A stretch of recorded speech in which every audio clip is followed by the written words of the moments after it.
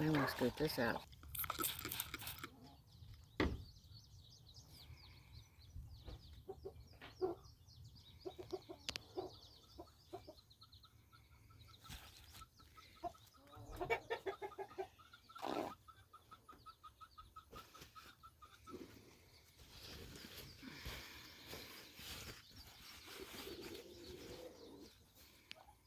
Ready?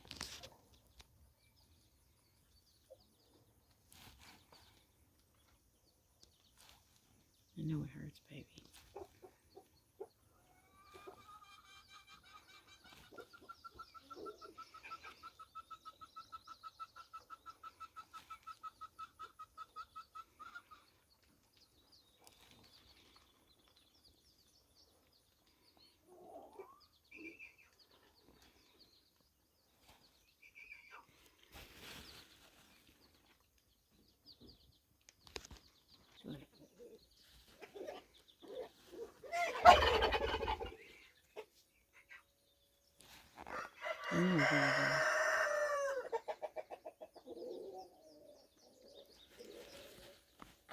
Trying to make the incision big enough where that ball can come out, that mass of infection.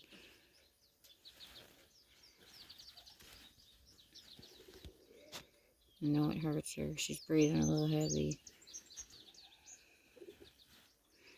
But I can't take her to a vet every time they get an infection in their foot. I have antibiotics at home. I have doxycycline. I have amoxicillin.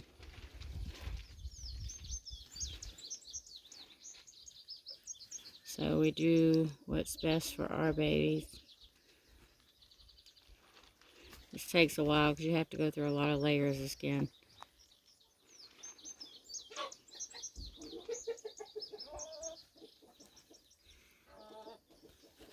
Still don't think it's big enough. Let's see what we got here. Also using iodine. You can get this at Walmart. I think I got this from the vet. They also sell it at Tractor Supply. I think you get it at Walmart now. I'm thinking about it. I think it's TSC. But this whole thing here. Sure you can get it at Roll King too.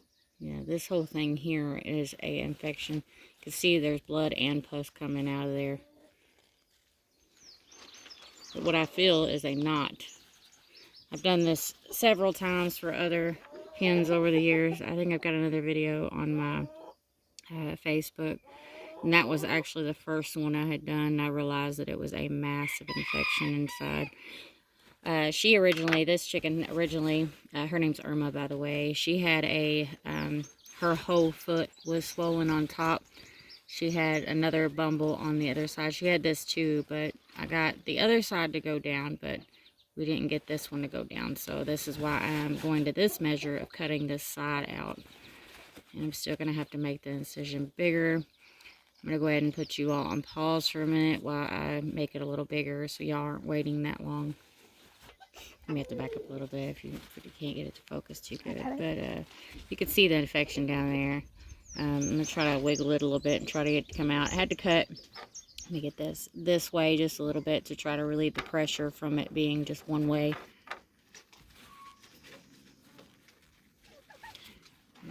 I could see it down in there a little bit. I know it hurts, baby. I'm trying to release the ball. Guys, if you don't do this, the infection will go to the muscles. And it can get in the bloodstream. So sometimes you got to do what you got to do. May cause a little bit of pain now, but it's better for them. I know, Irma. It's okay. My babies are pretty docile because I mess with them a lot, so it's a little easier for me.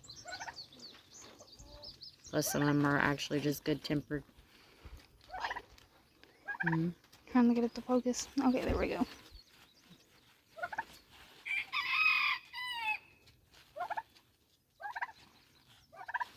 I know it hurts, baby. We're almost there. There we go.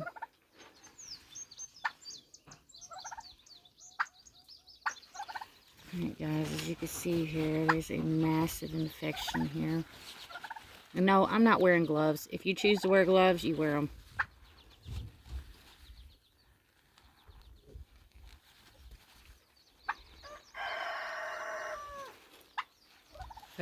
have to get all this cleaned up and get it cut out and make sure that I got it all.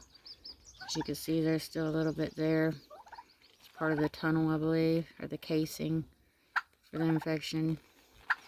There's also this scab here, but it may have all come out from here, so I'll be checking that also.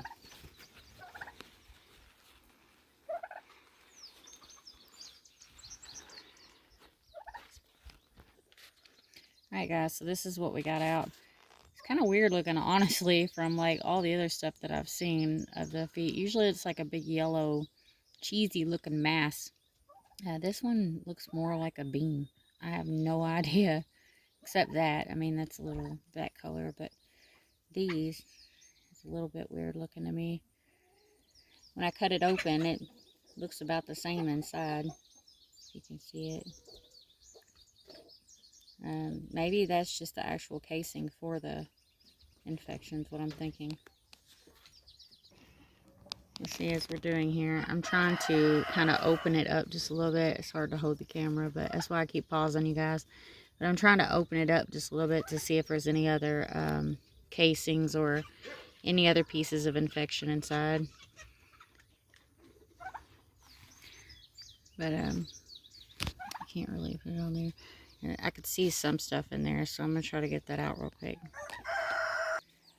Okay guys, so we don't really see anything else in it when I squeeze it like that, so that I could see down each side of it.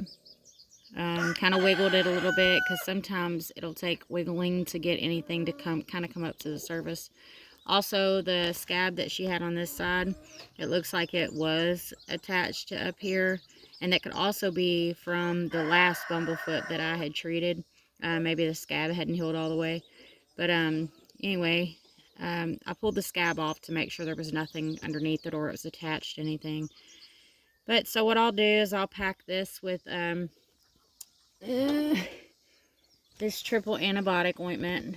Make sure you get the one without pain relief.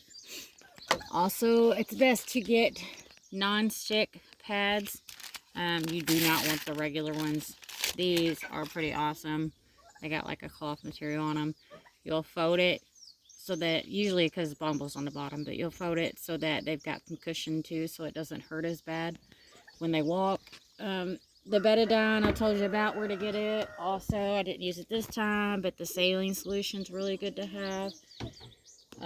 Any kind of vet wrap is your best friend. But I'll get this packaged, and I'll probably won't put her on antibiotics right away. I'll just make sure it's wrapped good so that it doesn't get anything in it. I don't like using antibiotics if I don't have to. I've also got my flock on vitamins right now to boost their immune system. So she'll be getting that as well, so that'll help. But as far as everything else goes, just make sure and change it daily or change it every other day. You don't want to leave it on there. As soon as it scabs over, the best thing to do when you do take it off the wrap is likely at roost time. That way it's got all night before they're running around on it once it's closed. Alright guys, thanks for watching. Make sure to hit the like and subscribe button. Alright, say bye, Irma. Say bye. I can't see you. I can't see you. Alright guys, y'all have a great day.